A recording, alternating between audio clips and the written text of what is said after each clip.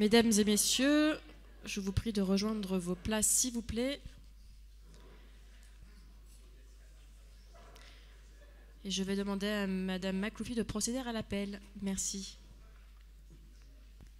À Damien Silva, à Jus Chantal, à Tia Hayat, à Toura Camélia, absente, Ekar Céline, Bareil Marion, Présente. Benaouda Farida, Benfer Sami, Benkedia Rania, pouvoir donner à David Galtier, Bérard Anthony, Berthéi Julien, pouvoir donner à Sophie Furfaro, Betira Karim, Birgin Corinne, Bosque Christian, Bruman Romain, pouvoir donner à Jean-Michel Turc, Boukrine Doudia, Chaïd Safia, pouvoir donner à Madame Cisneros, Charpentier Thibault, Cisneros Caroline, David Thierry, Dudiezer Cédric, Falek Aurélie, Farkas Monique, Furfaro Sophie, Galtier David, Gasmi Kader, pouvoir donner à Madame Ekar,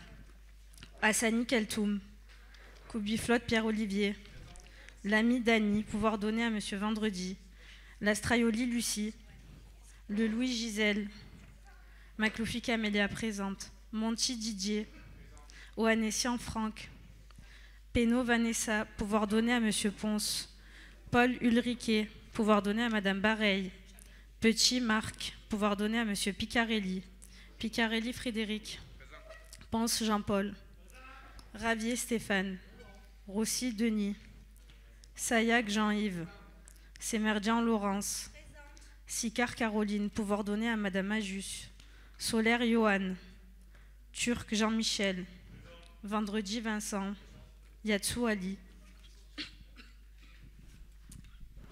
Merci Madame Makloufi. Nous allons maintenant passer à l'approbation du compte-rendu in extenso de la séance du mardi 13 février 2024 à 16h. Est-ce qu'il y a des prises de parole? Monsieur Dudiezer.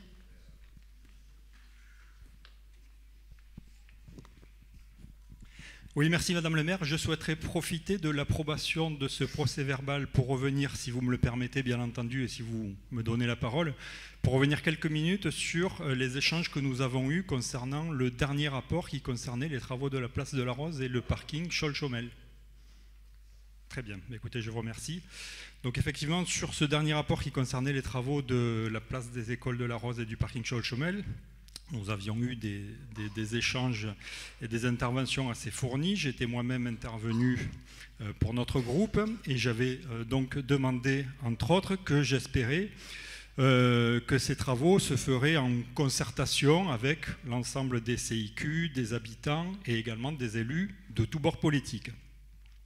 Ce à quoi j'avais eu une réponse donc de la majorité municipale, en la personne de Madame Benaouda, qui m'avait répondu, donc je cite texto ce qui est marqué sur le PV, « Il y a des travaux qui vont être lancés, bien évidemment en concertation aussi, et je félicite ma collègue Nassera Ben-Marnia, qui va lancer très prochainement des concertations avec les habitants, les CIQ, les commerçants, etc. etc. » Or, nous avons appris, moi je reçois un message il y a quelque temps d'un habitant qui me dit « Monsieur Dudiezer, on ne comprend pas, qu'est-ce qui se passe? Il y a eu une réunion le 27 mars à 17h30 à l'école Rose-Place, une réunion de concertation organisée par la ville de Marseille sur justement ces travaux du parking Scholl-Chomel et de la place de la Rose.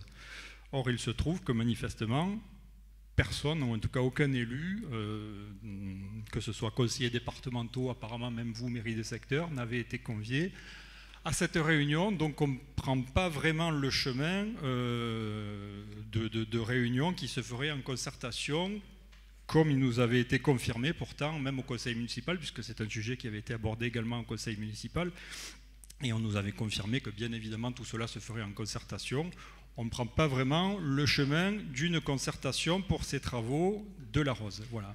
Et également une deuxième petite remarque, si vous me le permettez, si je n'abuse pas de ce temps de parole, c'est qu'on constate de plus en plus dans ce genre de réunion, et nous l'avons encore vu samedi matin lors du CIQ de Bastide-Longue, que les élus de la majorité municipale de la ville de Marseille sont représentés, remplacés même par des fonctionnaires qui viennent intervenir à leur place. Alors moi, je n'ai absolument rien contre les fonctionnaires, qu'il y ait des fonctionnaires qui viennent se rajouter lors des réunions pour amener des clarifications sur certains dossiers, il n'y a aucun souci.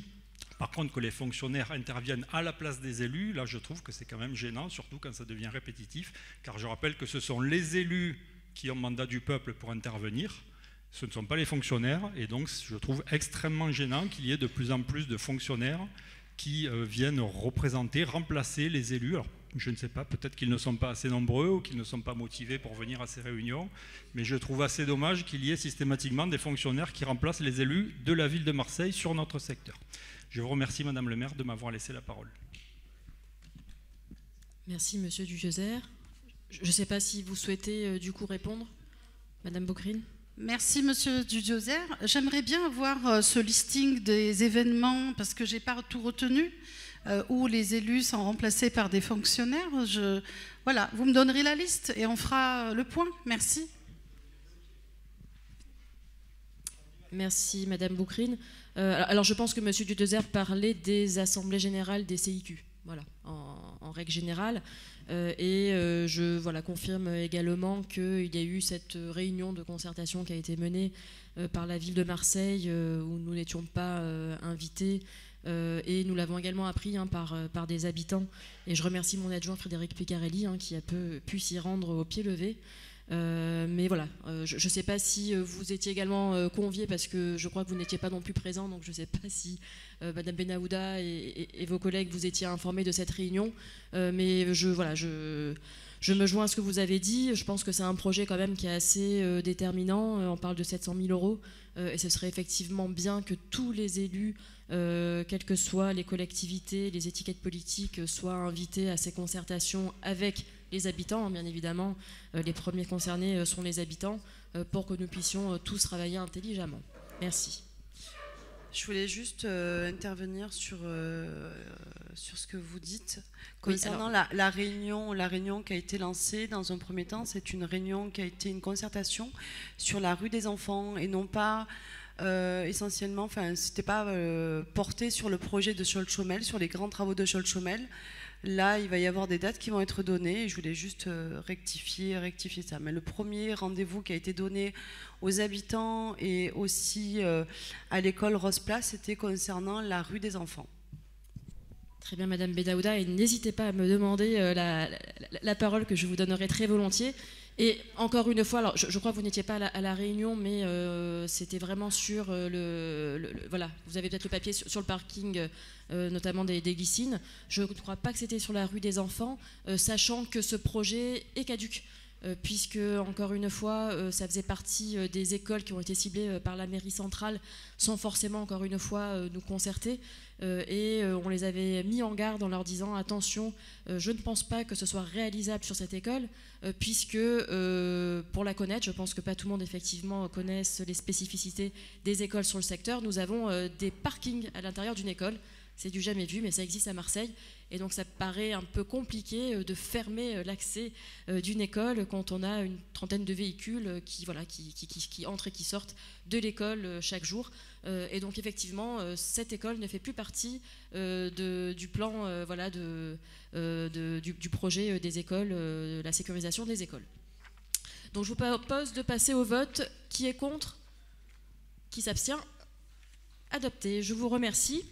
Et je vous propose que nous passions aux 20 rapports de cette séance. Nous allons démarrer par le compte d'exécution de l'état spécial du 7e groupe d'arrondissement pour 2023. Je vous rappelle que je ne peux pas être présente lors de ce rapport, et donc je vais laisser ma place à ma deuxième adjointe, Céline Écart, puisque mon premier adjoint, Denis Rossi, est retenu en préfecture, mais il ne devrait pas tarder. Voilà, merci.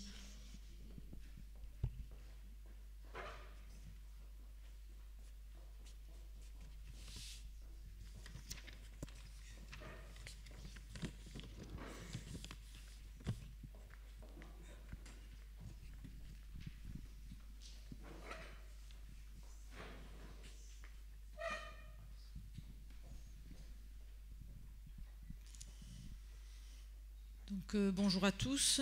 Donc, comme nous a dit Madame le maire, je prends sa place juste pour donner la parole à notre collègue Pierre-Olivier Biflotte, qui va nous présenter le contexte d'exécution du budget de la mairie du 7e secteur. Merci. Merci Madame le deuxième adjoint, mes chers collègues. Donc, notre conseil est saisi d'une demande qui vise à examiner, on va délibérer sur le compte d'exécution du budget 2023.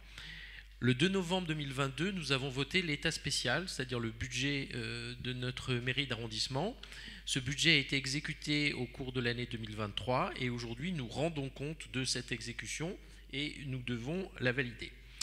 Alors, je vous rappelle, mais vous le savez, que les seules recettes qui constituent ce budget proviennent des dotations de fonctionnement et d'investissement qui nous sont attribuées par la mairie centrale, qui est d'ailleurs tenu de le faire pour nous comme pour chaque mairie de secteur.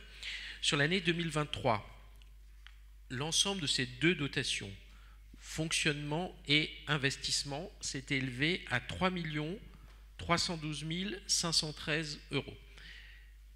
De manière très résumée, et vous le savez déjà, mais je le rappelle, le fonctionnement, c'est l'entretien des équipements transférés, et l'investissement, ça s'appelle investissement, mais le terme est exagéré et pas très juste. L'investissement, c'est des dépenses d'amélioration, des petites dépenses, du petit investissement visant à améliorer les équipements qui nous sont transférés. Donc, le total de ces deux sommes s'est élevé pour l'année 2023 à 3 312 513 €. À cette somme-là, de 3 millions, s'est rajouté des reports à nouveau. Des reports à nouveau, c'est des soldes disponibles des exercices antérieurs qui se rajoutent et qui étaient assez importants pour plein de raisons, notamment à cause du Covid, qui a fait que pendant plusieurs exercices, toutes les missions, notamment d'animation de notre mairie de secteur, n'ont pas pu être réalisées. C'est la raison pour laquelle nous avions, au début d'exercice 2023, un report à nouveau assez conséquent, de telle sorte que sur l'année 2023, nous avions un montant global de budget de 7 073 000 €. Très exactement, 7 073 293 €. Donc on retient 7 073 000 €, qui est la somme, je le répète, du budget voté pour l'exercice 2023 et des reports, des soldes à nouveau disponibles.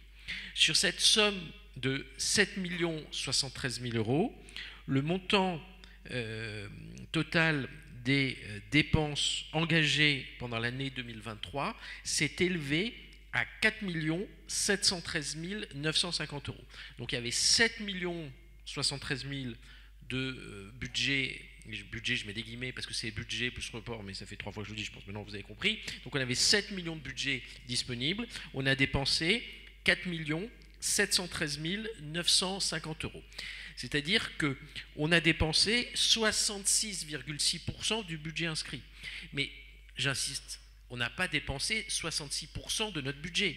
On a dépensé 66% des sommes inscrites que l'on pouvait dépenser. Si on compare les sommes que l'on a dépensées, qui s'élèvent à 4 713 950 € avec le budget qui a été voté et qui, je le rappelle, s'élève à 3 312 000 €, on a dépensé 142% du budget. On a dépensé 142% du budget qui était prévu. Et pourquoi on l'a dépensé? D'abord parce qu'il y avait des besoins. Je vous parlerai tout à l'heure des dépenses que l'on a faites, des équipements transférés. Mais on l'a dépensé, je le répète, d'abord parce qu'on en avait besoin, mais surtout parce qu'on avait ce report à nouveau qui a permis cette année de dépenser plus que ce qui avait été voté. Et même, je vous donnerai le chiffre tout à l'heure, il reste encore un report à nouveau qui est reporté pour l'exercice 2024, exercice 2025. Alors, si maintenant on rentre un peu plus dans le détail et qu'on fait la différence entre ce qui a été dépensé au titre de la section d'investissement et ce qui a été dépensé au titre de la section de fonctionnement, on arrive aux 2 chiffres suivants. Section d'investissement qui est, je le répète, des relatifs petits achats. Nous avons dépensé 629 614 €. Si on analyse la section de fonctionnement, et la section de fonctionnement c'est la plus importante puisque c'est l'animation et puis l'entretien des équipements transférés, nous avons dépensé 4 84 335 €. Je voulais vous rappeler les équipements transférés dont nous avons la charge. La mairie du 13-14 a la charge de l'entretien de 161 équipements. C'est quand même, enfin, je ne sais pas si on s'en rend compte, enfin, je pense que vous vous en rendez compte, mais 161 équipements, c'est énorme. Dans ces 161 équipements, il y a 20 gymnases scolaires, 83 plateaux sportifs, mini-foot, jeux de boules, 28 équipements sociaux et 30 espaces verts. Alors, ouais, merci, c'est gentil.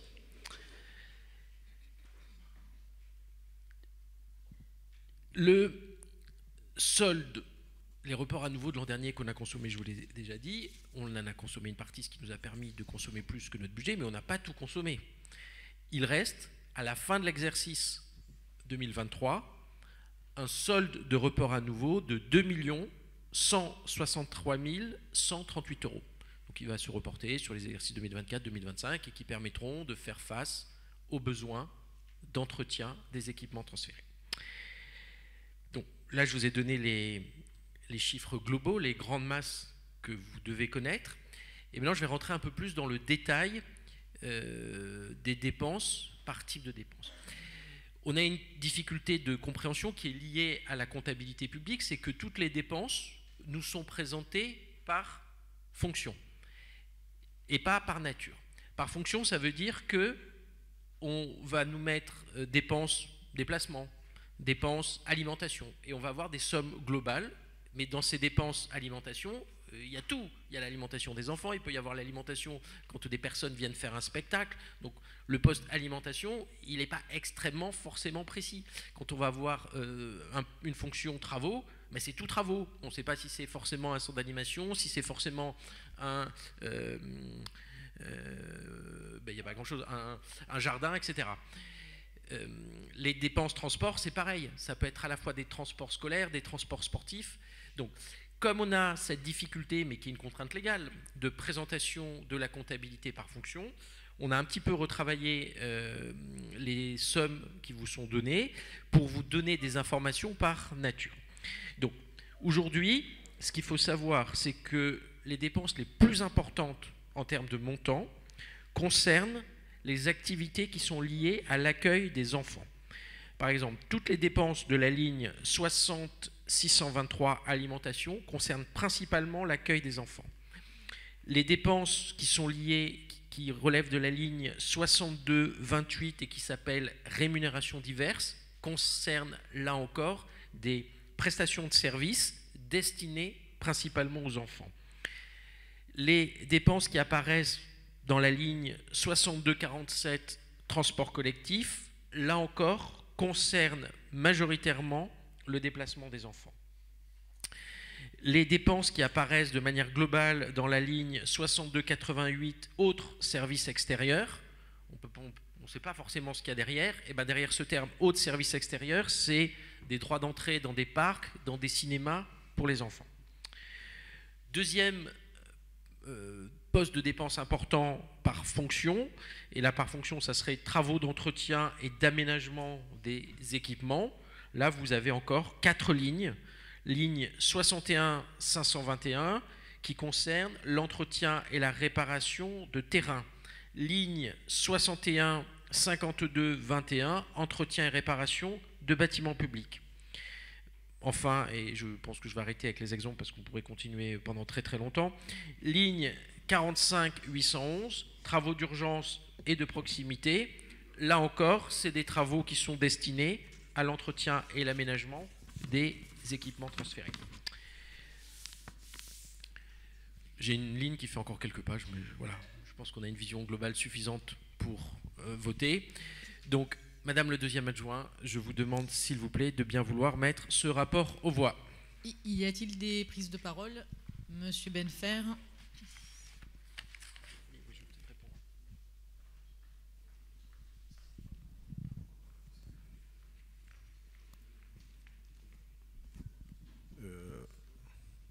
J'allais dire Madame le maire, je suis désolé. Madame la deuxième adjointe, chers collègues, merci Monsieur Koubiflotte d'avoir vulgarisé tous ces chiffres qui sont des fois du chinois pour certains d'entre nous. Alors, si j'entends bien, avec les reports à nouveau dus au Covid, il y avait un budget conséquent qui a été dépensé pas totalement, mais j'ai une question un peu plus précise. Est-ce que vous avez la possibilité, vous ou Madame la deuxième adjointe, de nous dire sur quel poste signifiant ou événement signifiant, au-delà de ce que vous nous avez dit, les places de ciné pour les enfants, et c'est très bien, hein, et les frais de déplacement, est-ce que la mairie du 13-14 a dépensé cet argent qui était en disponibilité dans des choses qui nous pardon. Oui, voilà. Oui, il y a 2 millions encore dans les caisses qui vont repartir en report à nouveau, mais sur ceux qui ont été dépensés en sus du budget habituel, est-ce qu'on peut avoir quelques pistes ou quelques éléments un peu plus parlants? Merci. Alors, si vous voulez bien, on va faire passer les questions, et comme ça on répondra ensemble sur toutes les questions qui sont posées. Madame Boucrine. Merci. En fait, moi, ce qui m'interpelle, c'est que depuis le début de ce mandat, sur cette mairie de secteur, Covid ou pas, on a eu des reports de budget, des reports à nouveau, des reports à nouveau. On est en 2024, il y a encore du report à nouveau. Alors qu'on se rend compte, et on le voit, ce secteur, c'est le plus déficitaire en tout, en transport, en moyens, en équipement. Je ne sais pas à combien va s'estimer le report d'ici la fin du mandat si des actions concrètes ne sont pas menées pour justement combler ce déficit et corriger ce qui ne va pas sur ce secteur. C'est un secteur qui a le plus besoin et on devrait faire plus pour ceux qui ont le plus besoin. Et on se rend compte que ce budget est encore reporté. Donc ce n'est pas pour moi, même si je ne vais pas dans les détails, merci à M. Koubiflotte de nous avoir expliqué les lignes par ligne, mais si vous voulez, pour quelqu'un qui a un regard extérieur, ce qu'on peut retenir, c'est qu'on ne peut pas reporter indéfiniment des budgets alors qu'on est sur un secteur qui a des besoins flagrants. Voilà ma question. Donc, à quand reportez-vous des budgets? Et peut-être qu'il est temps de commencer à agir pour améliorer des choses sur ce secteur. Merci. Je crois que, monsieur le sénateur, vous vouliez parler aussi. Donc,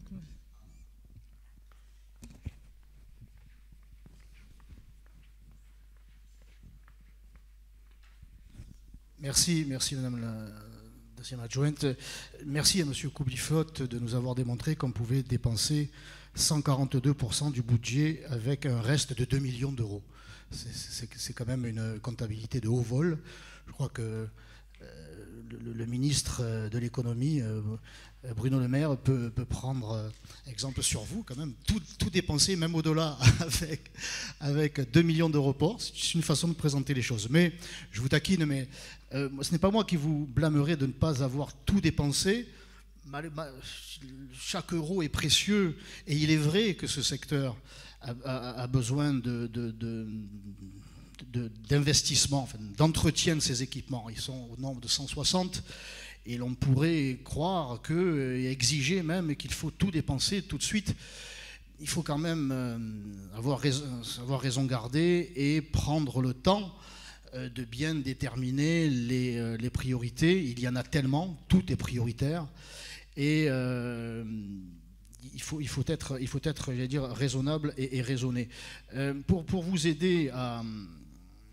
Et quand même, je vous alerte, monsieur Koubiflotte, sur le fait que si vous ne dépensez pas, je ne veux pas dire tout et son contraire, mais si vous ne dépensez pas, cette mairie, la mairie centrale, cette majorité, pourrait adopter l'attitude qui avait été celle de la majorité précédente, que de vous piller, que d'estimer que puisque vous ne dépensez pas, eh bien, elle va ponctionner 100, 200, 300, 500 000 euros, comme elle l'avait fait alors que nous étions à la tête de cette mairie. Au bout seulement de 2 années, je crois, il y avait déjà un report de la municipalité précédente dirigée par M. Ovsepian, qui lui déjà n'avait pas tout dépensé. Et nous étions là depuis seulement 2 ans, et 160 équipements, nous prenions le temps de vraiment de savoir quelles étaient les urgences. Et bien la mairie centrale nous est tombée dessus en nous disant, du jour au lendemain, puisque vous ne dépensez pas, on vous prend 500 000 euros. Bon, chez Mme Galli, ils avaient pris le double, puisqu'elle avait 2 millions de reports de son propre report. Bon, ça c'est une information qui était passée inaperçue. Par contre, nous, on nous en avait fait le grief. Donc voilà, soyez vigilants, parce que si les méthodes sont les mêmes, vous allez vous retrouver un jour avec un pillage en bonne et due forme. Et pour vous aider à dépenser, je voudrais revenir sur ce que avait envisagé Madame le maire précédente, Madame Dangiot, la création d'un centre aéré spécial petite enfance pour les moins de 6 ans, à la Batarelle, au centre d'animation du chemin des Grives. C'était un projet qui était vraiment sur les rails et qui avait rencontré comment dirais-je, un soutien de toutes les institutions. Elle avait demandé à Madame le maire, Madame Bareil, où en était ce projet. Et la dernière fois qu'elle a eu une réponse, cela remonte à 2 ans. Depuis, plus de nouvelles. Voilà un beau projet au service des habitants, des familles, des enfants, qui nécessite évidemment un investissement et ensuite un entretien de la mairie de secteur, et dont on ne voit toujours pas la mise en application, la création. Donc je voudrais savoir où ce projet en était aujourd'hui. Merci. On va laisser la parole à Monsieur Dieudezert, s'il vous plaît.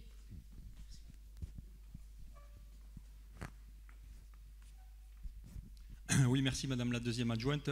Très rapidement, je crois que je vais vous faire la même réflexion que je vous avais déjà fait l'année dernière, c'est-à-dire que nous aurions bien aimé avoir, mais peut-être que c'est Madame le maire qui va s'y coller lorsqu'elle va revenir, on aurait bien aimé avoir, au-delà de la présentation des chiffres, toujours très précise, très pointue que nous a fait M. Koubiflotte, avoir une traduction un petit peu plus littérale, si je puis dire, des actions de tout ce que vous avez fait durant cette année écoulée. Quel équipement transféré vous avez rénové, quelles manifestations vous avez faites. Voilà, je crois que c'est important de savoir, ça serait beaucoup plus parlant, non seulement pour nous, mais surtout pour les habitants, puisque là on parle d'argent public, c'est l'argent des impôts des habitants, et donc je crois que les habitants ont le droit de savoir, encore une fois, au-delà de ces chiffres qui sont, comme l'a dit tout à l'heure M. Benfer, parfois un peu obscurs pour certains, de savoir précisément ce qui a été fait sur l'année écoulée. Je crois d'ailleurs que ça fait un petit moment, me semble-t-il, sauf erreur de ma part, que vous n'avez plus sorti votre magazine municipal des 13e et 14e arrondissements. Donc voilà, ça serait bien que les habitants de notre secteur puissent savoir précisément et concrètement ce que vous avez fait sur l'année écoulée. Je vous remercie. Je vais laisser la parole à M. Koubiflotte.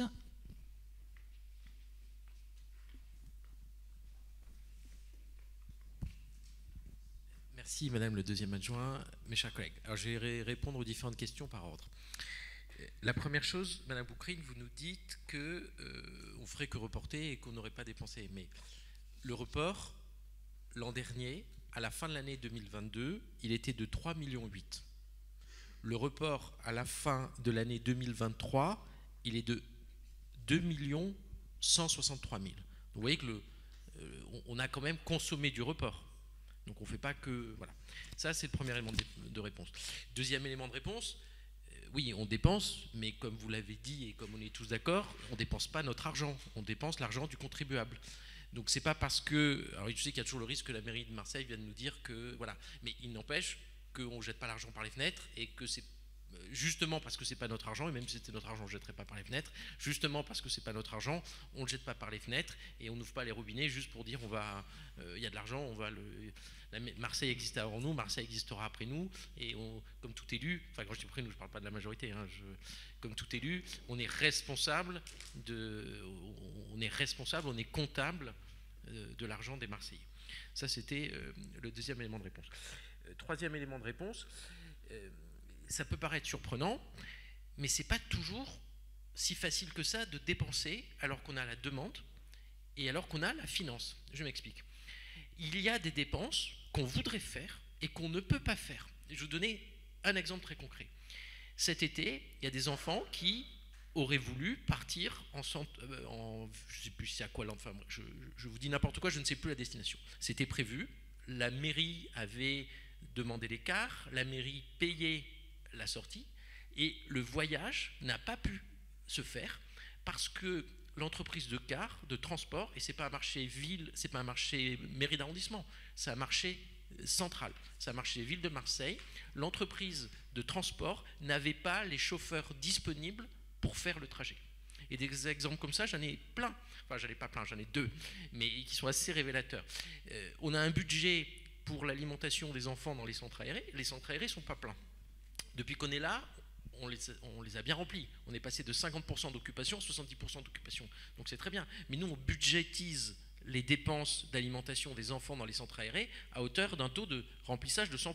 Parce que dès lors qu'on ouvre les places, il faut qu'on prévoie le budget d'alimentation pour tout le monde. Les places ne sont pas forcément remplies. Donc on voudrait, il y a un besoin, clairement, on voudrait dépenser, on a l'argent pour ça, mais la dépense n'est pas engagée parce que, pour des raisons qui sont indépendantes de notre volonté, l'opération ne peut pas se faire. C'est pour ça qu'il ne suffit pas de dire on ne comprend pas pourquoi, alors qu'il y a un besoin. Mais parfois, l'intendance ne suit pas. Et enfin, dernier point, Madame Boucrine, j'ai oublié, vous nous dites qu'il y a plein de besoins, mais vous faites, enfin, je pense que vous faites semblant, mais on n'est qu'une mairie de secteur, on n'a pas une compétence générale, et on n'a pas la qualité légale, sans même parler du budget, pour créer dans le 13-14 toutes les infrastructures dont le 13-14 a besoin. Donc ça, c'est assez facile. Même si on dépensait tout le report à nouveau, on ne pourrait pas créer les infrastructures qui répondent à l'ensemble des besoins des habitants. Voilà. Je pense que tout le monde le comprend. J'allais terminer. Donc, pour la Batarelle, apparemment... Bravo, merci. Pour... Alors, juste pour Monsieur Ravier, pour la Batarelle, vous n'étiez pas au conseil d'arrondissement, mais apparemment, Madame le maire avait répondu à Madame Dangiot et avait fait une demande de base sportive. Voilà, le recrutement des animateurs est compliqué apparemment et les centres sont pleins à 70%, donc d'où la difficulté. Alors, nous allons mettre au vote...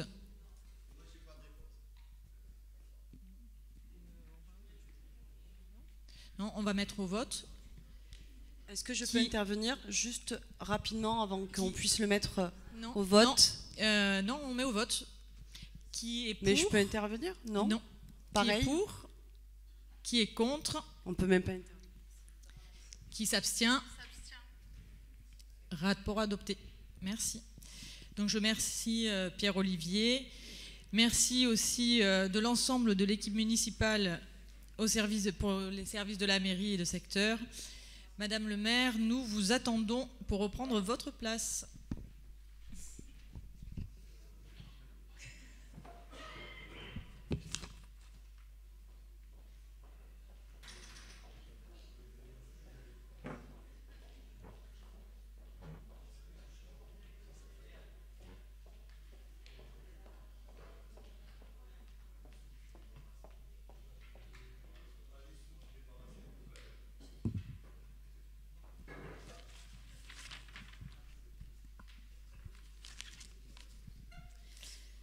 Merci. Donc, je vous propose de passer au rapport suivant qui concerne des garanties d'emprunt.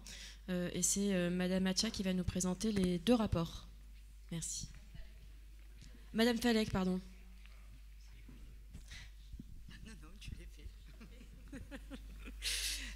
Merci Madame le maire. Madame le maire, chers collègues, pour les 2 rapports suivants, nous devons nous concerter pour approuver 2 garanties d'emprunt en faveur de la société Unicil, et ce afin de financer l'acquisition en VFA de logements sociaux dans le 13e arrondissement. Pour ces opérations, la banque prêteuse est la Caisse des dépôts et consignations, et l'obtention de ces prêts est subordonnée à l'octroi d'une garantie d'emprunt conjointe de la ville à hauteur de 50% et de la métropole à hauteur de 50%. Dans le premier rapport, le prêt est destiné à financer l'acquisition en VFA de 12 logements sociaux au 114-118 rue Alphonse Daudet dans le 13e arrondissement. L'emprunt porte sur la somme de 1 430 360 € et l'annuité prévisionnelle garantie s'élève à 28 347 €. Madame le maire, je vous demande de mettre ce rapport aux voix. Merci Madame Falek. C'est Monsieur Benfer, je vois pas. Oui.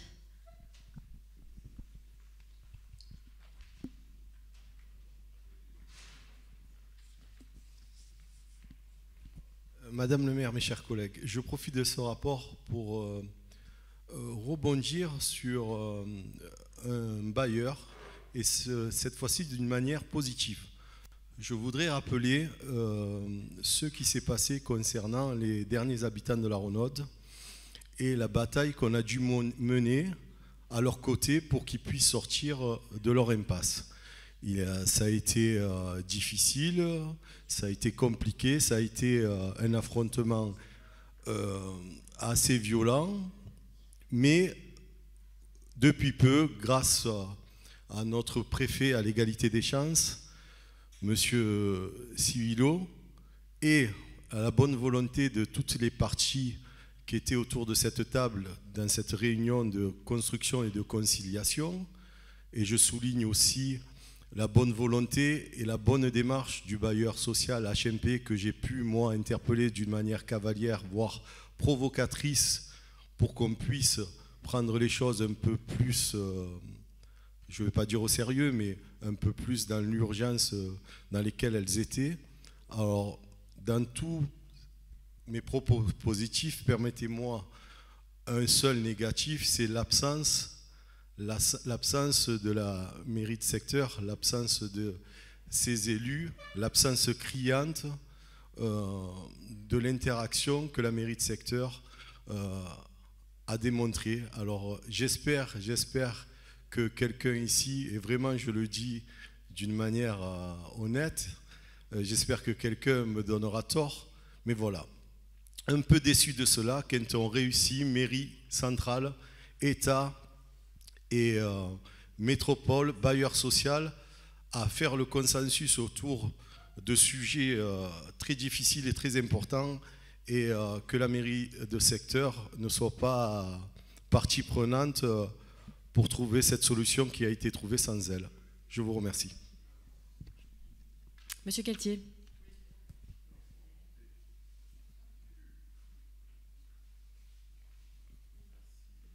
Madame le maire, donc voilà, pour se réjouir en même temps, évidemment, comme M. Benfer, de ce dénouement, en tout cas de cette avancée significative, grâce manifestement, oui, à l'action de l'État, Monsieur le préfet Sibillot, qui nous quittera et que nous allons regretter forcément.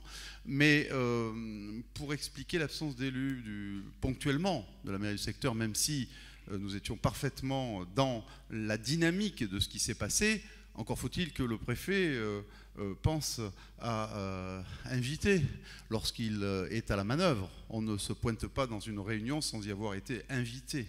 Là, il s'agit d'une réunion auquel la mairie centrale a été invitée. Donc c'était bien, monsieur, je pense qu'on parle de la même réunion, où il y avait le président de HMP, il y avait des représentants de la mairie qui avaient été invités, et donc c'est une réunion qui s'est passée effectivement sans des représentants du secteur, ce que nous avons naturellement regretté, monsieur Benfer, croyez-le bien, car nous sommes portés par ce même idéal et cette même volonté de faire progresser le logement social. Merci beaucoup. Merci Monsieur Galtier, vous avez effectivement tout dit. Voilà, le préfet avait effectivement convié deux élus, Monsieur Amico et Madame Galli. Vous vous êtes donc rajouté, hein, vous avez accompagné Monsieur Amico, et ensuite il y avait les services de la métropole et le président HMP. Mairie de secteur, nous n'avons pas été conviés, mais nous nous réjouissons en tout cas de l'avancée de ce dossier. C'est important pour les 13 familles qui ont besoin d'une solution rapide pour être relogées dans des conditions correctes. Un dossier qui traîne depuis fort longtemps. Alors encore une fois, je ne cache pas qu'il y a eu certes des dysfonctionnements côté HMP, mais sans vouloir faire de polémique ou de politique, on peut quand même dire qu'il y a aussi eu des dysfonctionnements côté ville. Et je vous rappelle que M. Amico avait eu un grave accident à cette période. Et encore une fois, nous en sommes tous désolés. Mais voilà, il y a un dossier qui n'a pas été suivi. Moi, ce qui m'interroge toujours, c'est de me dire que dans la deuxième ville de France, comment se fait-il que des dossiers ne soient pas suivis, qu'on n'ait pas accès à sa boîte mail. Et donc, c'est vrai que pendant des mois, ce dossier est resté en suspens. Voilà. Mais en tout cas, ce qui est important aujourd'hui, c'est que ces 13 personnes puissent avoir une vraie solution. Et donc, bien évidemment, que nous vous accompagnerons sur ce projet. Je vous propose maintenant de passer au vote pour le rapport de garantie d'emprunt. Alphonse Daudet, qui est contre? Qui s'abstient? Le rapport est adopté et je vous propose de continuer sur les garanties d'emprunt. Madame Falek.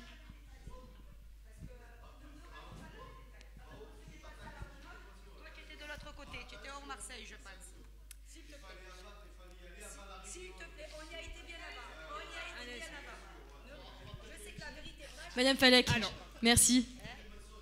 Merci. Il n'était pas absent, monsieur Amico. Il a été remplacé, monsieur Amico. Mais la compétence de reloger les habitants, c'est pas monsieur Amico. C'est qui? C'est le bailleur? C'est HLP. Ah, et qu'est-ce qu'elle vient de dire, madame le maire? Qu'est-ce qu'elle vient de dire, madame le maire? Allez, Je vous propose qu'on reprenne les échanges après notre conseil. Madame Falek. Alors, dans ce rapport... Monsieur Benfer, s'il vous plaît. Merci. On y va. Donc, dans ce rapport, le prêt est destiné à financer l'acquisition. S'il vous plaît, j'aimerais. S'il vous plaît, allez, s'il vous plaît, on avance. Merci. S'il vous plaît, vous avez le droit d'échanger après notre conseil, si vous le souhaitez. Je vais vous demander que nous avancions. Allez, s'il vous plaît. Merci. Donc, dans ce rapport, le prêt est destiné à financer l'acquisition en VFA de 32 logements sociaux. S'il vous plaît, je pense que ça peut être intéressant d'écouter le rapport, parce que même si je vous le dis de manière collective, s'il vous plaît. Merci. Donc, le prêt est destiné à financer l'acquisition en VFA de 32 logements sociaux. L'emprunt porte sur la somme de 6 458 785 € et l'annuité prévisionnelle garantie s'élève à 173 417 €. Madame le maire, je vous demande de mettre ce rapport aux voix. On y est Merci, arrivé. Madame Falek, et je vous propose de passer au vote. Qui est contre? Qui s'abstient? Rapport adopté. Merci. Et nous passons au rapport suivant concernant la direction des solidarités et de l'action sociale. Madame Furfaro, s'il vous plaît.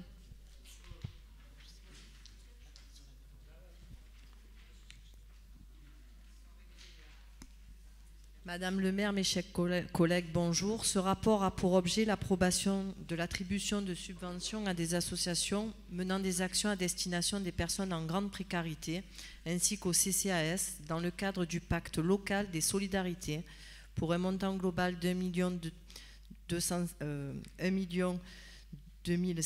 €, soit 25 000 €, soit 339 000 € au CCAS et 685 000 € aux associations. Concernant notre secteur, il bénéficiera de 91 000 €, dont vous trouverez ci-joint la liste des associations et la ventilation des montants attribués. Je vous demande, Madame le maire, de mettre ce rapport aux voix. Merci, Madame Furfaro. Qui est contre? Qui s'abstient? Rapport adopté à l'unanimité. Merci. Ça arrive, ça arrive. Et je vous propose de poursuivre toujours sur la direction des solidarités et de l'action sociale avec Madame Birguin. Madame le maire, chers collègues, ce rapport concerne l'approbation de l'attribution de subventions à des associations menant des actions dédiées au soutien à la petite enfance et à la parentalité, dans le cadre du pacte local des solidarités pour un montant global de 295 000 €. Concernant notre secteur, il bénéficiera de 53 000 € qui se répartissent comme suit. Pour l'association JEDAI, une subvention de 25 000 €.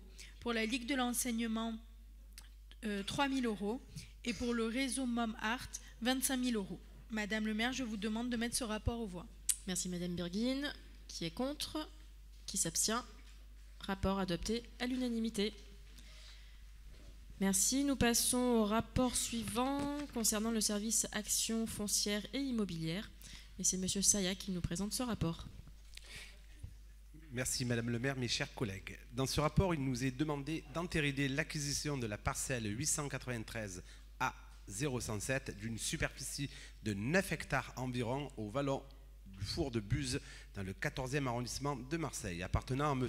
Guédon, et ce en vue de la préservation des continuités écologiques et des réservoirs de biodiversité sur le massif de l'Étoile. Cette acquisition se réalisera moyennant la somme de 175 000 € net vendeur. Conformément à l'avis de la Direction régionale des finances publiques du 22 décembre 2023, numéro 2023-13214-35163, les frais et honoraires relatifs à l'acte notarié seront à la charge de la ville. Des subventions aux taux les plus élevés possibles pourront être sollicitées auprès des différents partenaires de la ville de Marseille et notamment de la région PACA et du département des Bouches-du-Rhône. Madame le maire, je vous demande de mettre ce rapport aux voix. Merci Monsieur Sayac et merci pour la lecture de ce rapport. Je me permettrai juste de rajouter un petit élément en espérant que la ville de Marseille mettra les moyens pour pouvoir sécuriser cette parcelle, puisque nous sommes sur le massif de l'Étoile et nous savons toutes les difficultés au niveau de la sécurité que nous rencontrons, et plus particulièrement ces derniers jours, où nous sommes interpellés de plus en plus par les habitants sur des problèmes de rodéo sauvage. Pour donner un exemple, samedi, il y avait 15 jeunes cagoulés qui donc pratiquaient le rodéo sauvage et qui ont même bloqué le bus. Donc voilà, c'est un vrai sujet. Je remercie la réactivité du préfet de police qui a envoyé immédiatement des équipes sur place. Mais il faut vraiment que nous sécurisions au maximum cette parcelle, que la police municipale soit également présente. Je vous propose que nous passions... Monsieur Benfer.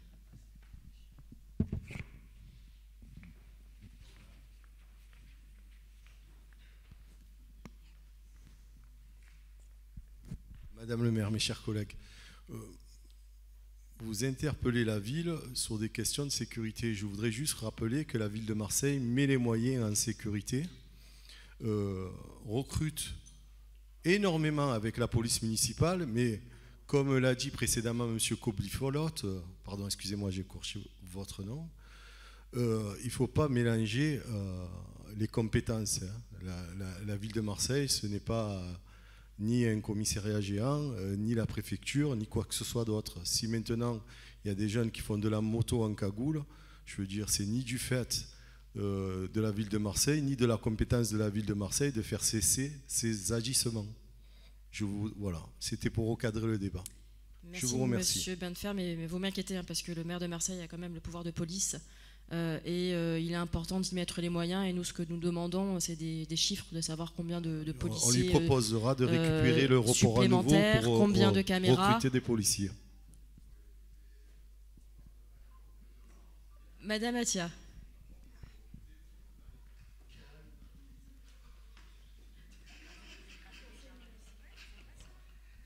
Monsieur Benfer, il y a 2 minutes, vous avez mélangé les compétences, parce que comme vous disiez, reloger, eh oui, reloger, c'était pas la compétence de la mairie, pourtant vous accusiez la mairie, et là, lorsqu'on vous demande, allez, faites-vous plaisir aujourd'hui, je vais vous laisser, allez-y, finissez. Tout à l'heure, c'était pointé du doigt une femme. Et maintenant, oui, mais je sais, c'est comme ça que vous traitez les femmes. C'est magnifique, on l'a vu aujourd'hui. On a vu votre vrai visage. Donc, que ça vous plaise ou pas, de toute façon, je vais vous dire ce que j'ai envie de dire aussi. Donc, c'est ça le problème, monsieur Benfer. C'est que vous n'allez pas m'empêcher de parler. Donc, les compétences, c'est quand ça vous arrange, c'est ça? Tout à l'heure, c'était la compétence du bailleur. Pourtant, vous accusiez la mairie de secteur. Et maintenant, alors qu'il y a vraiment un pouvoir de police à la mairie centrale et qu'on peut venir en aide à la police nationale, parce que vous avez raison, la sécurité, c'est une compétence régalienne. Mais il y a aussi la police municipale. Et comme vous dites, monsieur Anessian, a fait des recrutements, tout ça. Donc on voudrait les voir. Je ne sais pas pourquoi vous vous êtes senti agressé. En fait, vous auriez dû nous dire, effectivement, pour le bien-être des habitants du secteur dans lequel je suis élu, c'est-à-dire le 13-14, je vais faire remonter la demande à M. Ohanessian et on se sera arrêté là. Mais c'est comme tout à l'heure aussi, quand vous dites que ce n'était pas une concertation sur le lieu en question, il y a M. Dudiozer qui nous sort un document et qui dit totalement allié. Vous pouvez ressortir votre document, M. Dudiozer, et le faire parvenir à Mme Benahouda, parce qu'apparemment, elle a du mal à lire. Peut-être qu'elle a du mal à lire ou à comprendre. Donc c'est marqué concertation et le lieu y est. Donc je sais que pour vous, votre politique, c'est quoi? C'est de répéter des mensonges et essayer in fine qu'il passe pour des vérités, mais ça ne fonctionnera pas. Donc chacun ses compétences, et il y a une compétence de police à la ville de Marseille. Madame Benahouda, je ne m'adresse pas à vous, je m'adresse à M. Benfer. Vous m'êtes complètement indifférente en l'occurrence, parce que ce que vous avez dit tout à l'heure était un mensonge honteux, vous avez la preuve devant vos yeux, mais vous n'arrivez pas à vous remettre en question. C'est dur, je sais, mais il va falloir lire et comprendre. Bon, sur ce, vous avez votre réponse, faites remonter à M. Ohanessian, je suis sûre. Non, vous ne le faites pas? Eh bien écoutez, alors vous êtes élu dans le 13-14 pour rien. C'est bien. On a notre réponse en vidéo. Vous ne voulez pas la sécurité des habitants du 13-14. On note.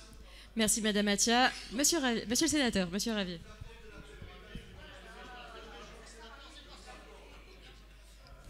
Merci Madame le maire. Comme aurait dit feu Thierry Roland, ah là là, ces deux-là, ils ne partiront pas en vacances ensemble.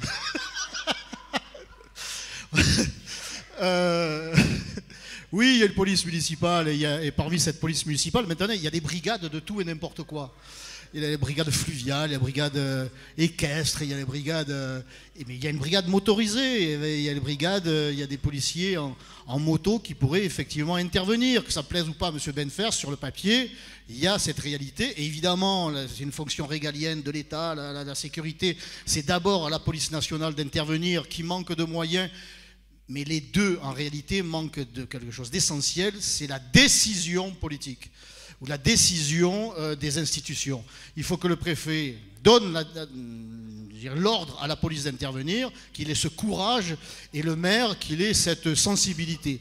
Or, les deux ne le souhaitent pas, parce que non seulement ils ne le souhaitent pas, mais les ordres sont donnés à la police de ne pas prendre en charge ou en chasse, pardon, ils sont plutôt pris en charge socialement, de ne pas prendre en chasse ces individus qui sont sur les motos et qui font n'importe quoi et pas seulement sur le massif de l'Étoile, pour éviter la chute, pour éviter l'embrasement, pour éviter ensuite d'éventuels problèmes encore plus graves. Donc les moyens ne manquent pas tant dans la police municipale que dans la police nationale. Ce qui manque, c'est la volonté de décision. Merci. Je vous propose de passer au vote. Qui est contre? Qui s'abstient? Rapport adopté à l'unanimité. Merci. Et nous passons au rapport suivant qui concerne l'insertion professionnelle et l'emploi. Madame Makloufi. Madame le maire, chers collègues, dans ce rapport, il nous est demandé de statuer sur l'attribution de subventions à des associations œuvrant en faveur de l'emploi et de l'insertion professionnelle dans le cadre d'une première répartition concernant l'année 2024 pour un montant global de 124 000 €. Concernant notre secteur, il bénéficiera de 18 000 € qui se répartissent comme suit. 10 000 € pour le Crépi Méditerranée qui est situé au Malpasset et 8 000 € pour l'association Appel d'Air. Par ailleurs, il nous est également demandé de valider l'attribution d'une subvention en nature d'un montant de 44 896 € au profit de l'association Appel d'Air, ainsi que l'adoption de la charte pour favoriser l'insertion, l'emploi et le développement territorial du projet Théodora s'y annexé. Madame le maire, je vous demande de mettre ce rapport aux voix. Merci Madame Makloufi. Qui est contre? Qui s'abstient? Le rapport est adopté. Merci. Rapport suivant qui concerne la direction du logement et de la lutte contre l'habitat indigne. Madame Atia. Madame le maire, mes chers collègues, pour ce rapport, il s'agit de se prononcer en faveur de l'attribution de subventions au profit de la société Unicil pour diverses opérations menées en faveur du logement locatif social et ce, pour un montant de 1 364 500 €. Par ailleurs, il nous est également demandé de valider l'annulation de subventions en raison de l'abandon de plusieurs projets qui n'ont pu être réalisés. Pour ce qui relève plus précisément de notre secteur, une subvention de la ville auprès de la société Unicil d'un montant de 1 232 000 € est accordée pour l'opération Maison Blanche, tranche 1, acquisition-amélioration de 56 logements collectifs en PLAI, 21 boulevard Casanova dans le 14e. La convention de financement intègre le principe de l'engagement de la ville de Marseille à soutenir financièrement là où les opérations d'acquisition-amélioration des 164 logements supplémentaires qu'Unicil projette d'acquérir ultérieurement au sein de la copropriété Maison Blanche. L'article 3, référencé dans le rapport du 9 avril 2018, approuvant l'octroi d'une participation de la ville d'un montant de 300 000 € pour le financement de 58 logements PLUS 677 avenue Alexandre Ansaldi dans le 14e arrondissement, est abrogé en raison de l'abandon du projet par Unicil. Madame le maire, je vous demande de mettre ce rapport aux voix. Merci, Madame Atia. Monsieur le sénateur, vous avez demandé la parole.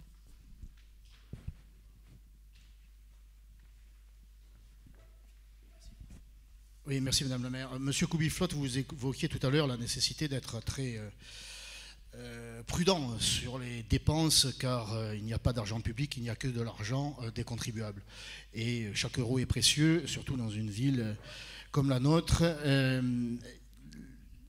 Et voilà un bel exemple d'argent foutu par les fenêtres, jeté par les fenêtres, avec cette ambition, ce projet fou que de vouloir rénover Maison Blanche, qui est un puits sans fond. J'étais, comme vous, Madame le maire, je sais que vous étiez présente sur le terrain au Canet il y a quelques jours.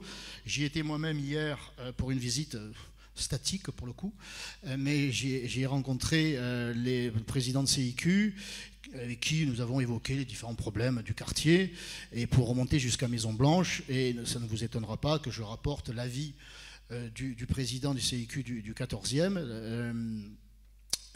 qui souhaiterait, je pense, c'est la raison, il n'y a aucun dogmatisme là-dedans, que cette copropriété soit rasée, car nous n'en sortirons jamais. Moi, je suis convaincu que ce n'est pas l'environnement qui fait l'homme, mais l'homme qui fait son environnement. Et tant qu'à la Maison Blanche, on n'arrivera pas à faire comprendre que dans un T4, on doit vivre à 4 ou 5 et pas à 15 ou à 20, que l'on ne doit plus y appliquer le quotidien du tiers-monde. Quand vous importez le tiers-monde, il ne faut pas vous étonner que votre quotidien soit tiers-mondisé.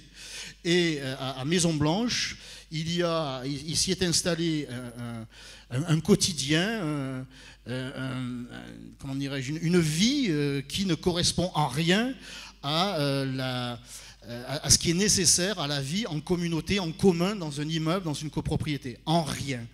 Donc il faudrait quand même prendre conscience de cette réalité humaine, parce que quoi que vous fassiez en termes d'investissement et de rénovation, si vous y laissez les mêmes us et coutumes, vous ne parviendrez jamais à améliorer la situation.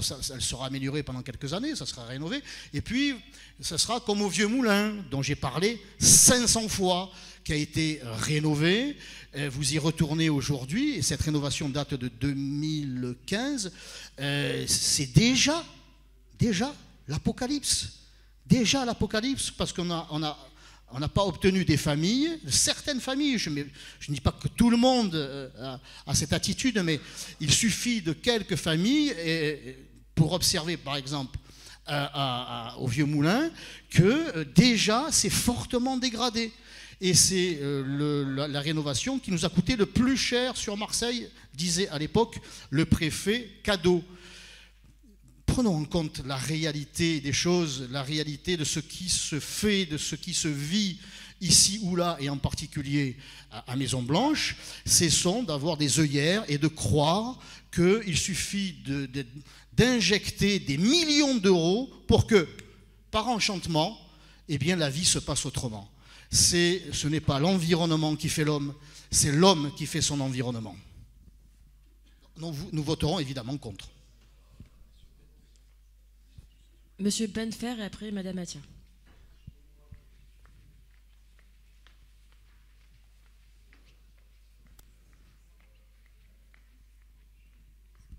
Madame le maire, mes chers collègues, monsieur le sénateur, j'ai les oreilles qui saignent. Heureusement, comme beaucoup de... Oui, mais heureusement, parce que si elles ne saigneraient pas, je serais très inquiet. Mais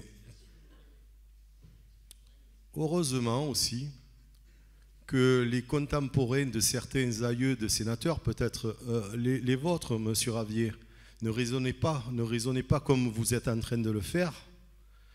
Hein? La preuve en est, vous êtes devenu sénateur. Mais bien sûr qu'il n'y a personne qui doit vivre dans un T3 à 15.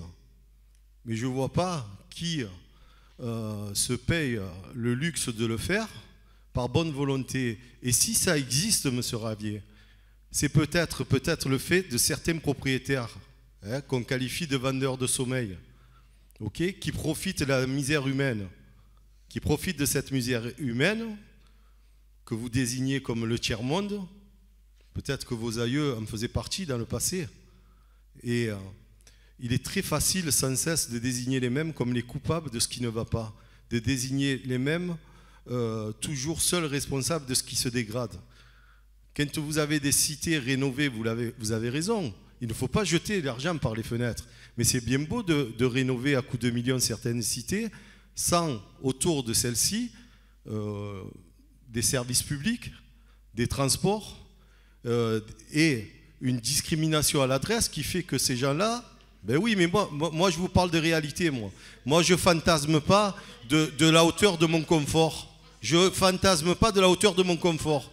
Et si, comme vous le dites, c'est l'homme qui fait l'environnement, eh ben, je vous invite à aller y loger un peu pour améliorer leur manière de faire et leurs us et coutumes. Et on verra comment votre capacité à améliorer cet environnement-là. Je vous remercie.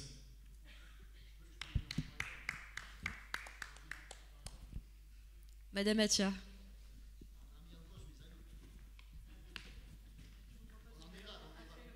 Mais, monsieur le...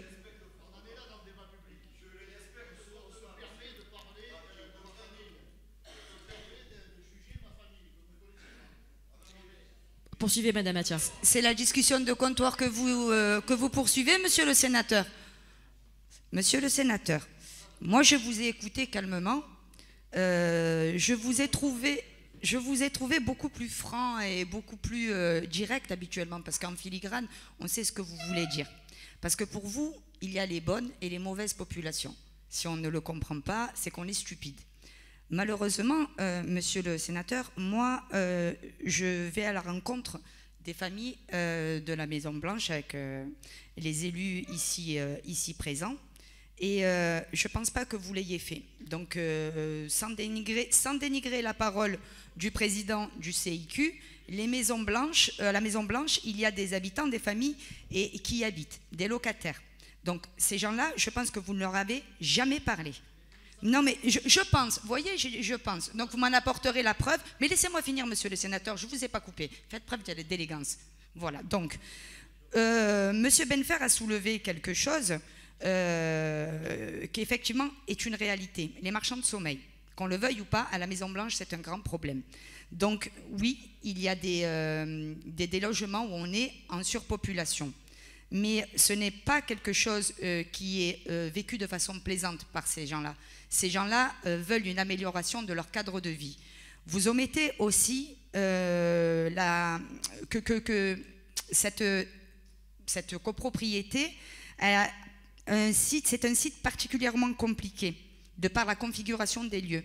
Il y a 2 routes des 2 côtés, c'est au milieu de n'importe où, n'importe comment, il n'y a pas de sécurité. Ça aussi, c'est très compliqué à vivre. Il y a une école en face, il n'y a pas de jardin, il n'y a pas de lieu où les enfants peuvent s'amuser. Donc, je pense que ces gens-là, même si vous les rejetez, font partie intégrante de notre communauté nationale. Je sais que c'est difficile pour vous et pour votre tablé de le comprendre et de l'assimiler, mais ces gens-là, pour la plupart familles mahoraises, pour la plupart, parce que moi je vais le citer, hein, je vais citer les origines et la nationalité des Mahorais est bien française, il me semble. Donc, quand ça vous arrange, d'ailleurs, vous prenez à bras le corps, à l'extrême droite, la situation des Mahorais. Donc, il faudrait savoir, ils sont français ou ils ne sont pas français. C'est une bonne population ou une mauvaise population. Donc, c'est ça la réalité de la Maison-Blanche. Donc, moi, je suis très contente qu'il y ait quelque chose, enfin, pour eux, qui depuis des années vivent tout et n'importe quoi, dont des incendies où il y a eu des morts. Donc ce sont des gens qui sont demandeurs de sécurité, demandeurs d'un cadre de vie, d'amélioration au pied de leur immeuble. Et ça, nous l'avons fait entendre en mairie de secteur, puisque nous avons fait avec Madame le maire et la métropole, et aussi il y a la ville de Marseille avec qui on a discuté de ça. Donc on essaye d'apporter des solutions à des gens qui sont français, qui travaillent, vous savez, c'est étonnant, mais on travaille à la Maison-Blanche, on paye des impôts, et ce n'est pas, je pense que je ne vous l'apprends pas, vous savez, ne serait-ce que quand on va aux courses, on paye des impôts, puisque la TVA est quand même la recette fiscale la plus importante dans les caisses de l'État. Donc chacun ici paye des impôts, et les Français qui vivent à la Maison-Blanche, parce que sincèrement, alors monsieur Benfer disait que ses oreilles saignaient, moi ça ne m'étonne pas venant de vous. Ça ne m'étonne pas. Vous surfez sur la vague, ça fait partie de votre discours habituel qui est, on va le dire, à la limite, parce que je n'ai pas envie que vous m'accusiez qu'on aille en procès, mais à la limite de la xénophobie. Donc voilà, donc on y est. Il y a une amélioration pour la Maison-Blanche. Je vous invite à aller rencontrer la famille, au lieu de parler avec une tierce personne. Les familles, peut-être, seraient ravies de vous rencontrer, monsieur le sénateur. Merci Madame Atia, et je voulais profiter de ce rapport pour dire ô combien il était important d'avoir ces projets de rénovation urbaine sur le secteur. On a effectivement des grands ensembles qui datent des années 60 qui sont insalubres aujourd'hui. Voilà, nous avons la chance effectivement d'avoir l'aide de l'État, de la métropole, de la ville, du département, et je sais combien Denis Rossi, mon premier adjoint, Nora Preciosi au département, ils sont impliqués, et on arrive voilà, à travailler ensemble, à présenter et à proposer de beaux projets auxquels il y a une concertation. Et je vous invite à être nombreux aux prochaines enquêtes publiques qui auront lieu sur site. Et c'est des projets qui sont construits dans leur globalité, puisqu'on travaille à la fois sur la réhabilitation des logements, mais pas que. Il y a aussi tous les problèmes d'enclavement, comme vous parliez, Madame Atia. Donc on revoit les voiries, on revoit les équipements publics, les écoles, les plateaux sportifs, et ça permet effectivement à ces habitants de pouvoir espérer vivre dans de meilleures conditions. Sachant que sur Maison-Blanche, juste pour préciser un petit peu, il y a une annulation de subventions puisque la ministre Sabrina Agresti-Roubache a proposé à ce que nous élargissions le périmètre d'Euroméditerranée, et donc le Canet et les Crottes feraient partie du projet Euroméditerranée. Je vous propose de passer au vote. Qui est contre? Qui s'abstient? Le rapport est adopté. Merci. Et nous passons au rapport sur les subventions pour le secteur de la culture provençale. Monsieur Turc, s'il vous plaît.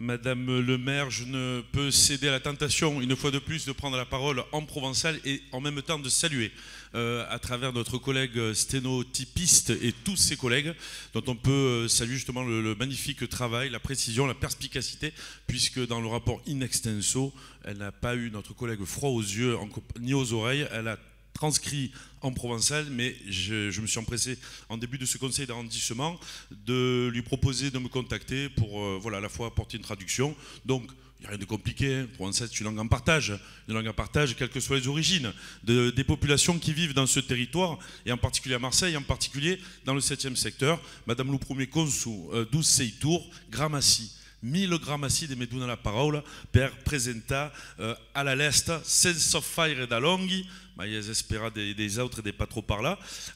Donc très rapidement de vous présenter ce rapport, vous l'avez compris, qui concerne l'attribution de subventions à des associations œuvrant pour la culture provençale avec un grand C. Évidemment, dans le cadre d'une deuxième répartition pour cette année 2024, pour un montant total de 36 000 €, dont notre secteur va, nous l'espérons, hein, bien sûr, si le vote devient favorable, notamment vendredi au conseil municipal, va écoper de 12 500 €, répartis entre 4 associations que je vais vous épargner de présenter, tout simplement parce que vous les connaissez. Sur ces 4, ouais, évidemment, parce que je sais que certains semblent avoir été touchés par une certaine grâce de la culture provençale à partir de fin 2020. Donc bon, c'est toujours bien en même temps, hein, pédagogiquement, l'art de la pédagogie, la répétition fait partie de l'art pédagogique. Donc le groupe Saint-Éloi de Château-Gombert, de Castelgombert, vous savez tous ce qu'ils font, ils le font admirablement bien, ils devraient bénéficier de 5 000 € de subvention. Les ânes de Château-Gombert, je parle de ceux de Château-Gombert, hein, les ailles, comme on dit en provençal. Quand on dit à quelqu'un test d'ail, c'est tronche d'âne, bien évidemment, test d'az ou d'ail. Donc les ânes de Château-Gombert, 1 500 €. Le Roudelet des Castelgombert, on va dire encore eux, mais ils ont déjà eu des subventions. C'est un peu trop, pas toujours pour la culture provençale, d'accord, elle est en partage, d'accord, elle ne fait pas trop polémique, d'accord, on peut passer de bons moments de convivialité, pas toujours comme on a dans le conseil d'arrondissement, mais que voulez-vous, c'est ça la démocratie. Mais là, sauf que le Roudelet a une petite rallonge, enfin une belle rallonge quand même, hein, de 4 000 €. Pourquoi ? Eh bien, pour rappeler que cette culture provençale ne serait rien sans la langue provençale qui inonde notre français régional, dont M.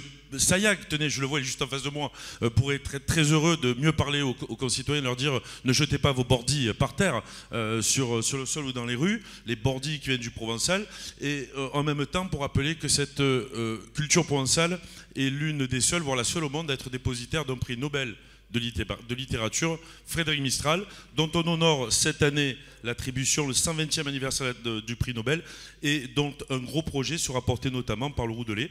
Et pour en finir, l'association qui est un peu moins connue, Trésor Patrimoine des Étoffes. Mais qu'est-ce qui nous enquiquine avec ces étoffes, lui ? Ben justement, il ne s'intéresse pas qu'aux costumes pour une petite communauté, pseudo-communauté provençale. Il rappelle à tous les Marseillais et les Marseillaises, toutes les personnes qui verront leurs expositions, achèteront leurs ouvrages, que cette culture provençale en fait ne serait rien sans ces influences venues du monde entier, et notamment pour ce qui concerne les étoffes. Ah mais ça fait longtemps mon béo, enfin ben longtemps, le temps qu'est Marthe Fielave. Les étoffes, ben, tenez par exemple les indiennes, les impressions d'indiennes, les imprimés, le tissu dit indienne, ne serait rien sans cet apport et cette culture d'Extrême-Orient, pour ne citer qu'elle. Voilà, juste avant... Madame le maire, on est très heureux de l'engouement qu'il y a pour cette culture provençale, que ça continue. Et j'attends très sincèrement avec impatience bien la mise en place des noms de quartiers tant promises depuis l'an passé. Depuis l'an passé à l'Estier, j'étais en train de manger un bel aïeul quand monsieur le maire de Marseille nous a annoncé ce beau projet de quartier, de nom de quartier, ainsi que la fameuse école, qui j'espère ne sera pas un serpent de mer, et sera... dans les arcanes tellement défendus par la majorité municipale, plus public que privé, parce que s'il arrivait que cette école soit associative, on serait soumis au droit privé, ce qui, à mon avis, serait un petit peu surprenant. Je ne veux pas déranger tant que ça avance pour la Provence, moi je suis ravi, mais ce serait quand même surprenant. Voilà, j'en ai terminé, Madame le maire, Madame le premier consul du Seitour, et vous demande, si vous laisse bien, de mettre à quel rapport, à la votation, au vote, de mettre ce rapport au vote. Je vous remercie. Merci beaucoup, Monsieur Turc, et c'est un vrai plaisir de notre rayon de soleil. Voilà, ça fait vraiment plaisir d'entendre parler en provençal. Je me joins à ce que vous avez dit, et j'espère, Monsieur Bosque, que nous aurons très rapidement cette école de provençal. Alors, je ne sais pas si vous avez une annonce à nous faire aujourd'hui, mais en tout cas, voilà, c'est quelque chose de très attendu sur notre secteur, tout comme le théâtre Athéna Niquet. Hein. J'espère que d'ici la fin de ce mandat, nous pourrons annoncer un projet sur ce théâtre qui, je vous le rappelle, nous tient tous à cœur, et au-delà de faire des vidéos sur le site, nécessiterait à ce que nous construisions ensemble un projet. C'est quelque chose que nous avons soumis, hein. En tout cas moi j'ai demandé à notre présidente Martine Vassal qu'il puisse être inscrit dans l'enveloppe du PAN pour Marseille, vous savez, l'enveloppe de 200 millions d'euros, et j'espère que ça fera partie des demandes faites par le maire de Marseille, monsieur Payan, pour que nous puissions avoir enfin et revoir vivre ce théâtre Athéna. Monsieur Bosc, merci. Vous avez des annonces à nous faire alors. Formidable.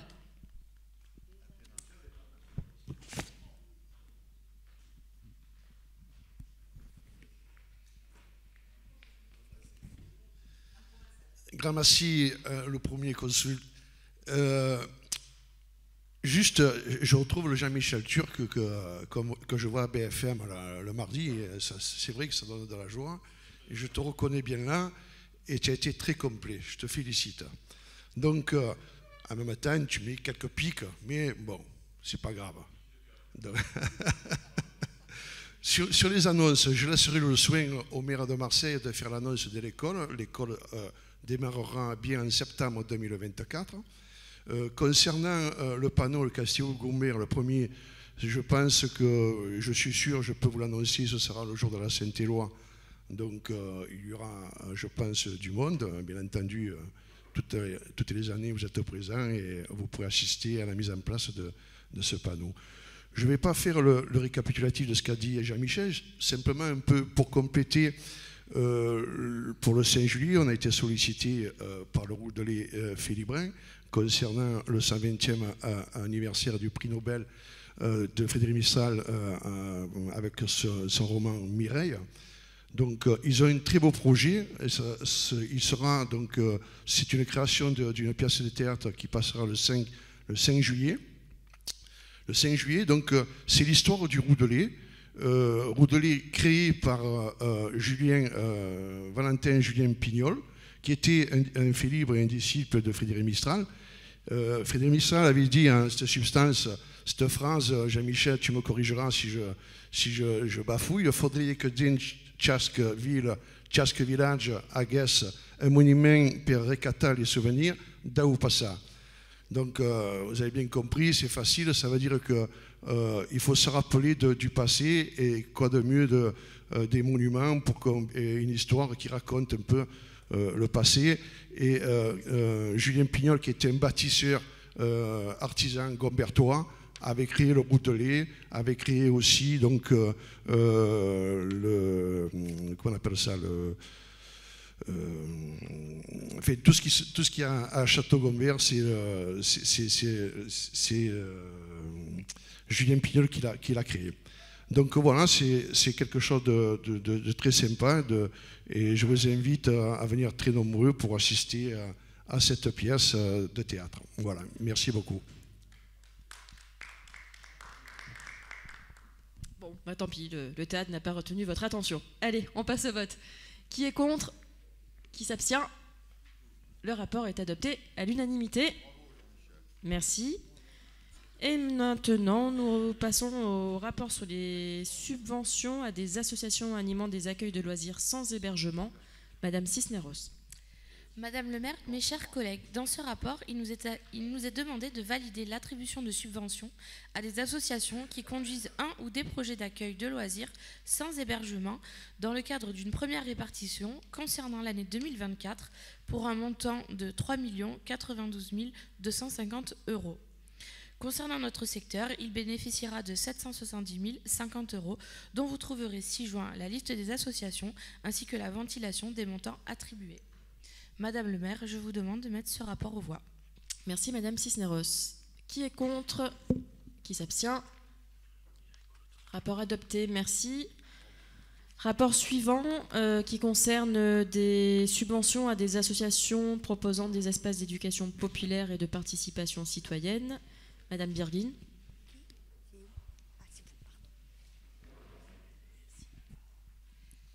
Madame le maire, chers collègues, ce rapport nous mène à délibérer sur l'attribution de subventions à des associations œuvrant dans le domaine de l'éducation populaire, dans le cadre d'une première répartition concernant l'année 2024 pour un montant de 29 000 € sur la ligne Maison de la citoyenneté et 6 000 € sur la ligne sociale éducation populaire. Concernant notre secteur, il bénéficiera de 4 000 € qui se répartissent comme suit. Alors pour la Fédération des Bouches-du-Rhône du Secours populaire français du 14e arrondissement, 2 000 €. Et pour l'association Système des groupes, le montant s'élève à 2 000 €. Madame le maire, je vous demande de mettre ce rapport aux voix. Merci Madame Birguin. Qui est contre? Qui s'abstient? Rapport adopté. Rapport suivant, nous sommes sur des subventions à des associations d'intérêt social. Madame Lastraioli.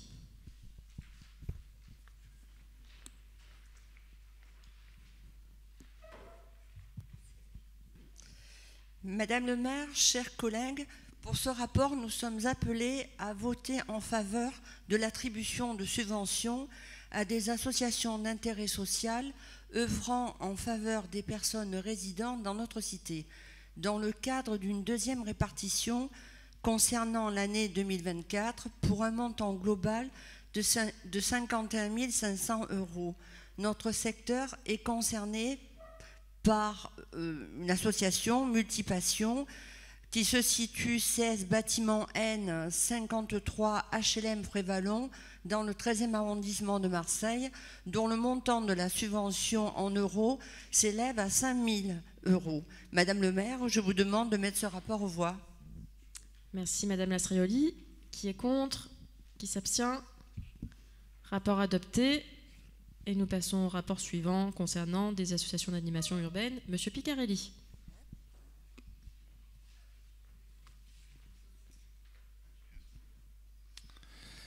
Mes chers collègues, Madame le maire, ce rapport a pour objet l'approbation de l'attribution de subventions à des associations d'animation urbaine dans le cadre d'une première répartition concernant l'année 2024 pour un montant global de 11 000 €. Notre secteur est concerné par l'association Multipassion située à Frévalon. Le montant de la subvention est de 3 000 €. Madame le maire, je vous demande de mettre ce rapport aux voix. Merci Monsieur Picarelli. Qui est contre? Qui s'abstient? Rapport adopté. Rapport suivant. Il s'agit des services des équipements sociaux. Madame Furfaro. Madame le maire, pour ce rapport, il s'agit de se prononcer en faveur de l'autorisation du versement de subventions à 4 centres sociaux dans le cadre d'une troisième répartition à valoir sur le financement de l'animation globale et de coordination des activités collectives, familles et des projets jeunesse concernant l'année 2024 et ce pour un montant global de 277 585 €. Ainsi, ces 4 lieux d'animation sociale, jusqu'à présent animés par la ville de Marseille dans le cadre de délégations de services publics conclus avec des prestataires, mais qui expireront le 31 mars 2024, bénéficieront d'une initiative et d'une gestion entièrement associative à compter du 1er avril.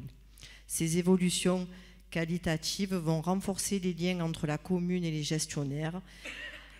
Elles ne s'intégreront plus dans une relation donneur d'ordre prestataire. Elles donneront la place à un nouveau type de collaboration exclusivement centré sur la mise en œuvre de projets d'intérêt public en direction des habitants en règle générale et des familles, des jeunes en particulier.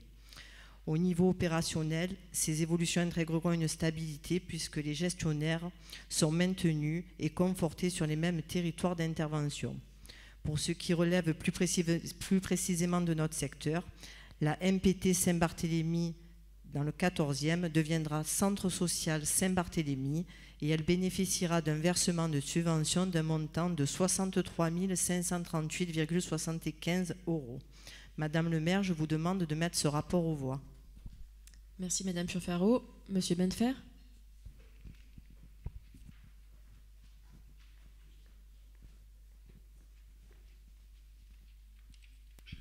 Madame le maire, mes chers collègues, je profite de ce rapport pour souligner la volonté de la ville de Marseille et le portage de notre adjoint, M. Ahmed Edadji, avec l'effort signifiant d'1,5 million € supplémentaires pour les centres sociaux en période estivale.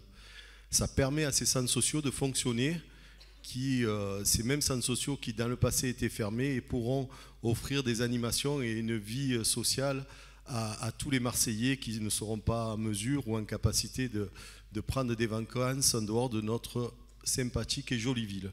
Voilà, Madame le maire, et je salue encore l'action menée par notre adjoint, M. Ahmed Edadji, qui portera de plus en plus de telles initiatives pour le bonheur de tous les Marseillais. Merci. Je vous remercie. Je vous propose de passer au vote. Qui est contre? Qui s'abstient? Rapport adopté à l'unanimité. C'est bien ça? Merci. Rapport suivant. Il s'agit de la direction de la petite enfance. Madame Birguin. Madame le maire, chers collègues, ce rapport a pour objet l'approbation de l'attribution de subventions à des associations œuvrant dans le domaine de la petite enfance, ainsi que la validation des conventions conclues entre la ville de Marseille et les associations. Pour ceux qui relèvent plus précisément de notre secteur, une subvention est accordée à l'association Baby Smile au titre des EAJE, appliquant la PSU pour la maison des petits loups située dans le 14e arrondissement, selon le barème suivant. 1 € par heure d'accueil réalisé entre les mois d'octobre de l'année 2023 et le mois de juin 2024. Et en cas de disponibilité de crédit budgétaire annuel, un versement complémentaire pourrait être attribué au 4e trimestre, en fonction de la spécificité des projets présentés. Ensuite, une subvention d'investissement de 2200 € est également attribuée à l'association Baby Smile pour l'extension de 2 places de la microcrèche La Maison des Petits Loups. Une subvention d'investissement de 6600 € est attribuée à l'association Faille 13 pour l'extension de 4 places de la crèche coccinelle qui se situe dans le 13e arrondissement. Madame le maire, je vous demande de mettre ce rapport aux voix. Merci Madame Birguin. Monsieur Benfer.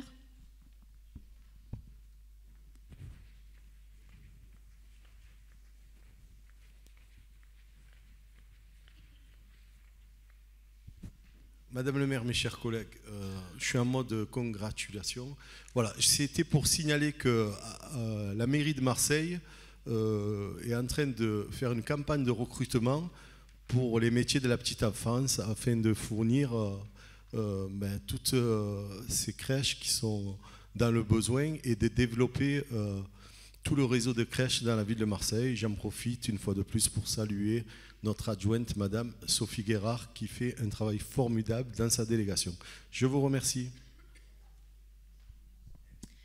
Merci, nous passons au vote. Qui est contre? Qui s'abstient? Et je veux des places de crèche. Rapport adopté à l'unanimité. Merci. Rapport suivant. Nous sommes sur la direction de la prévention et de la protection. Madame Atia.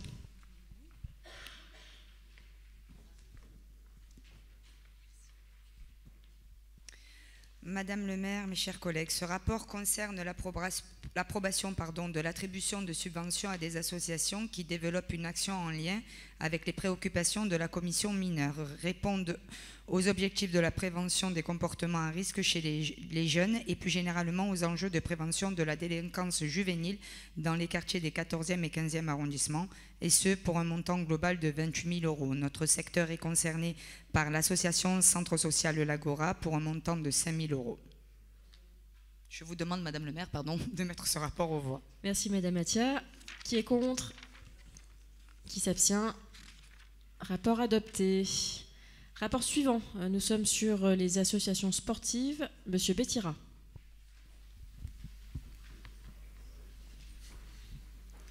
Madame le maire, mes chers collègues, ce rapport a pour objet l'approbation de l'attribution de subventions à des associations sportives dans le cadre d'une deuxième répartition concernant l'année 2024 pour un montant global de 721 800 €. Concernant notre secteur, il bénéficiera de 50 000 € qui se répartissent comme suit. Pour Rapenbox, un montant de 3 000 €. Association de développement des sports de petite surface, 3 000 €. Pour le Burel Football Club, 14 000 €. Pour Meds Baseball et Softball Club Marseille, 4 000 €. Et pour les Minots de Marseille, un montant de 14 000 €. Madame le maire, avant de mettre ce rapport aux voix, je voulais juste vous interpeller les élus de la mairie pour leur donner le châtiment des associations sportives de notre secteur qui voient les subventions rabotées au fur et à mesure du mandat et surtout l'entretien des équipements qui laissent à désirer avec des travaux non terminés comme le stade du Burel avec des vestiaires qui ont des portes qui ne se ferment pas et surtout le boulodrome des Olives qui nous a été livré sans que les travaux soient terminés. Je vais m'arrêter là sur les exemples des équipements de notre secteur car il y en a énormément. Et Monsieur Bosque, pardon ? Et Monsieur Bosque, j'aimerais que quand on interpelle la mairie centrale, il y a une réactivité comme vous quand vous nous interpellez. Quand vous nous avez... Madame le maire, je vous demande de mettre ce rapport au vote. Merci, Monsieur Bétira. Monsieur Benfer.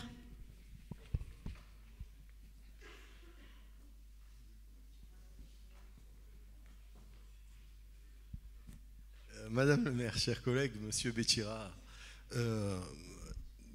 oui, vous avez raison, il faut soutenir les associations, mais quelles sont les associations auxquelles la mairie de Marseille fait défaut? Et là, oui, j'irai bien volontiers faire le facteur, que ce soit à vélo, à pied ou en bus, lorsqu'il y en a, amener cette information à notre adjoint. Mais, quand il y a le bus,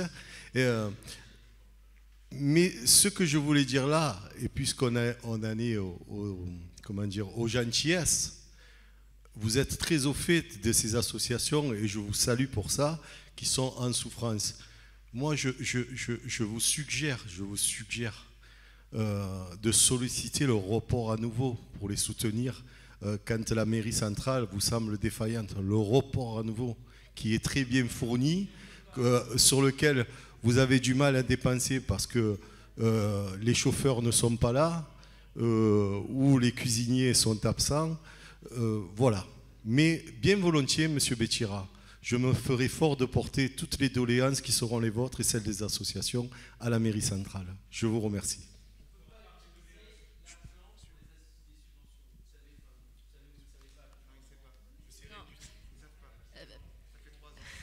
Madame Mathia, vous vouliez prendre la parole?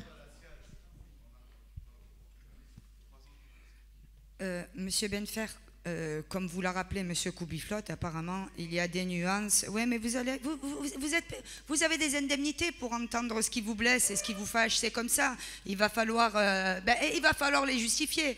Donc moi, je note que vous n'écoutez pas la parole de Monsieur Koubiflotte, qui pourtant pourrait vous apporter une plus-value. Comme ça, vous ne direz pas de bêtises la prochaine fois. Donc voilà, au niveau des subventions, il vous a répondu. J'espère que vous allez le noter. Secondo, ce qu'on note, c'est qu'effectivement, vous persistez et vous signez sur le fait qu'il y a des choses que vous voulez bien remonter au grand seigneur que vous êtes. Enfin, j'espère que vous avez au moins perçu l'ironie. Elle est assez flagrante, mais comme je sais que vous n'êtes pas si fin que ça, je vous le précise, c'était ironique. Donc, on note, vraiment, on note, parce que ça a été en vidéo, donc vous ne remonterez pas pour la sécurité au niveau de l'étoile, mais par contre, vous faites le messager pour l'adjoint au sport, Monsieur Gibraël. Monsieur Gibraël, avec qui je vais vous le dire, Monsieur Bétira, ne vous inquiétez pas, nous avons un lien avec Monsieur Gibraël directement. Nous étions dernièrement au Minot de Marseille, vous n'y étiez pas, comme vous n'y êtes jamais d'ailleurs, hein, vous n'êtes pas quand il y est. C'est désolant, bon, je sais, de temps en temps, il faut bien essayer de se montrer comme on n'est pas forcément. Donc, nous notons que vous faites le messager pour ceux que vous choisissez, les thématiques que vous choisissez. Non mais c'est pas pour moi, ce sont les habitants, Monsieur Benfer. Vous n'avez pas encore compris, parce que pour vous le mandat est d'intérêt personnel. Pour moi, il est d'intérêt général. C'est la différence entre vous et moi. Vous allez apprendre aujourd'hui. Essayez, prenez note. Merci Madame Mathia. Donc voilà, j'entends effectivement vos remarques sur le report.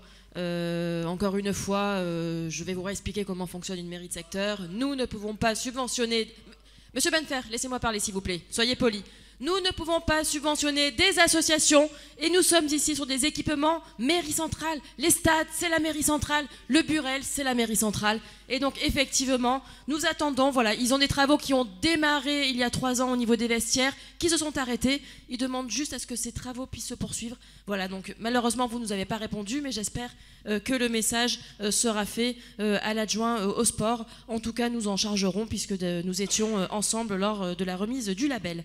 Merci. Nous passons au vote. Qui est contre? Qui s'abstient? Le rapport est adopté à l'unanimité. Merci. Et Monsieur Bétira, je vous laisse poursuivre sur le prochain rapport. Merci Madame le maire. Pour ce rapport, nous sommes consultés dans le cadre de l'approbation de la convention du mécénat si annexée conclue entre la ville de Marseille et l'OM Fondation. la Fondation CMA-CGM et la Ligue Méditerranée de football. En effet, lors de la collaboration mise en œuvre sur le City Stade de la Major, l'Olympique de Marseille et le groupe CMA-CGM, par le biais de leur fondation, ainsi que la Ligue Méditerranée de football, ont proposé à la ville de Marseille de participer financièrement aux travaux de réhabilitation et de rénovation des stades Félix-Végan dans le 13e et Peyssonnel dans le 3e arrondissement et d'apporter leur soutien à travers un mécénat. Pour le financement de ces travaux, dont le montant est estimé à 350 000 €, est prévu sur des crédits annuels d'investissement, des subventions aux taux les plus élevés possibles seront sollicités auprès des différents partenaires de la ville de Marseille, dont l'Agence nationale du sport. Ainsi, les mécènes s'engagent à financer le projet à hauteur des sommes non couvertes par les subventions obtenues auprès de l'Agence nationale du sport, sans que ces financements ne puissent excéder par mécène les plafonds suivants. Concernant la réhabilitation et la rénovation du stade Félix-Végan dans notre secteur, OM Fondation apporte 20 000 €, la Fondation CMA-CGM 40 000 € et la Ligue Méditerranée de football 10 000 €. Madame le maire, je vous demande de mettre ce rapport au vote. Merci Monsieur Bettira et nous sommes ravis, j'ai envie de dire merci aux fondations, aux mécènes d'investir sur notre secteur. Ça nous permet de voir sortir des projets de terre, même si certains parfois accusent les bateaux de polluer Marseille.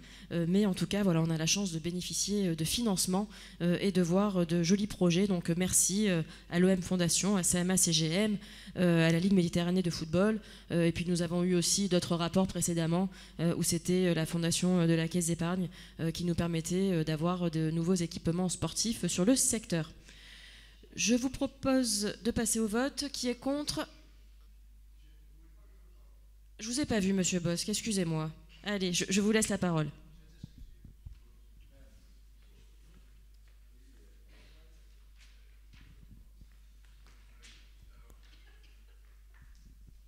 Merci, Madame le maire. Juste quelques mots pour répondre à Monsieur l'adjoint au sport là, qui m'a interpellé, puisqu'il m'a cité.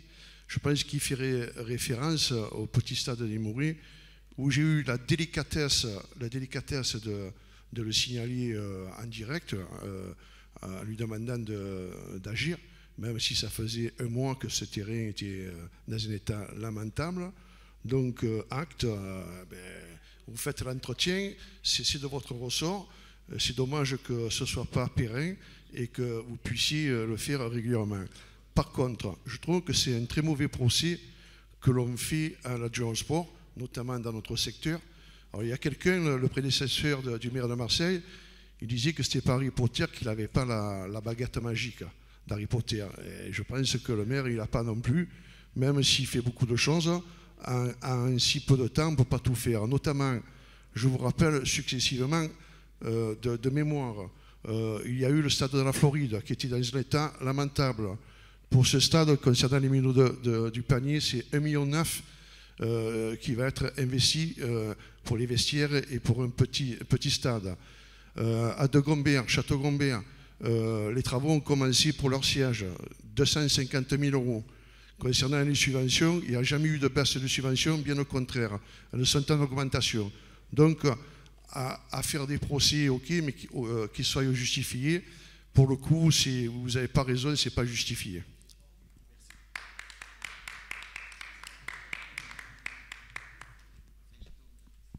Allez, bien sûr, Madame Attia.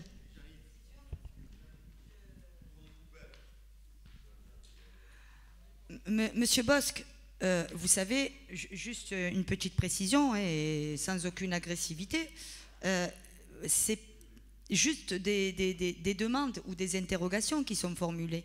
Ne vous sentez pas persécuté et surtout, il n'y a pas de procès envers monsieur l'adjoint. Donc, elle vous le disait, Madame le maire, elle était avec lui dernièrement sur un site. Moi, ça m'est arrivé. Nous arrivons à avoir une communication assez fluide. Nous demandons des choses. C'est aussi notre rôle en mairie de secteur. Mais, contrairement à monsieur Benfer, monsieur Gibraël, par contre, a une manière de s'exprimer qui est tout à fait correcte. Et nous avons une bonne communication avec lui. Mais c'est normal, ça fait partie de notre rôle de faire des demandes et normalement vous devez les relayer sans les sélectionner au gré des envies et des intérêts personnels de certains élus. Voilà, mais c'est pour vous le dire, il n'y a pas de procès ici. Merci Madame Atia et Monsieur Bosque. Je sais que Château-Gombert est un magnifique village, mais le secteur ne s'arrête pas à Château-Gombert. Donc j'espère qu'on vous verra aussi voilà, dans d'autres quartiers de notre secteur et porter surtout d'autres projets. Allez, je vous propose de passer au vote. Qui est contre? Qui s'abstient? Le rapport est adopté à l'unanimité. Rapport suivant, nous sommes sur des subventions pour des associations œuvrant en faveur des droits des femmes et de la lutte contre les violences faites aux femmes. Madame Écart. Madame le maire, mes chers collègues, pour ce rapport, il nous est demandé d'approuver l'attribution de subventions à des associations œuvrant en faveur des droits des femmes et de la lutte contre la violence faite aux femmes, dans le cadre d'une première répartition concernant l'année 2024, pour un rapport global de 264 500 €. D'autre part, il s'agit également de valider une convention conclue entre la ville de Marseille et l'association Amicale du Nid, qui ne relève pas par ailleurs du 13-14. Concernant notre secteur, il bénéficiera de 5 000 € qui se répartissent comme suit: l'association Sheba de 4 000 €, le centre social Saint-Just-la-Solitude 1 000 €. Madame le maire, je vous prie de mettre ce rapport aux voix. Merci Madame Écart. Qui est contre? Qui s'abstient? Le rapport est adopté à l'unanimité. C'est très bien, merci. Et nous passons au dernier rapport de ce conseil. Il s'agit de subventions attribuées à des associations développant des projets de santé publique. Madame Purfaro.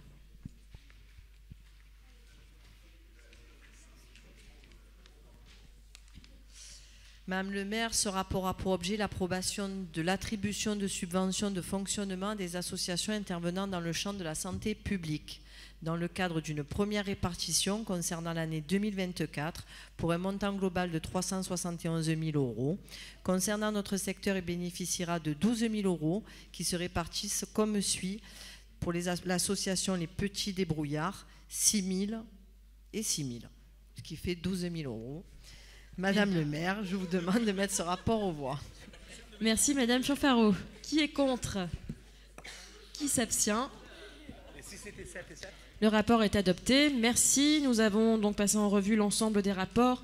Je voulais remercier encore une fois les services pour toute la préparation. Je sais combien c'est fastidieux. Donc merci à Marie, à Corinne et à Christine pour tout le temps consacré pour voilà, toute la préparation des conseils. Merci également à l'ensemble de nos rapporteurs. Je vous souhaite à tous une bonne fin de journée. Merci.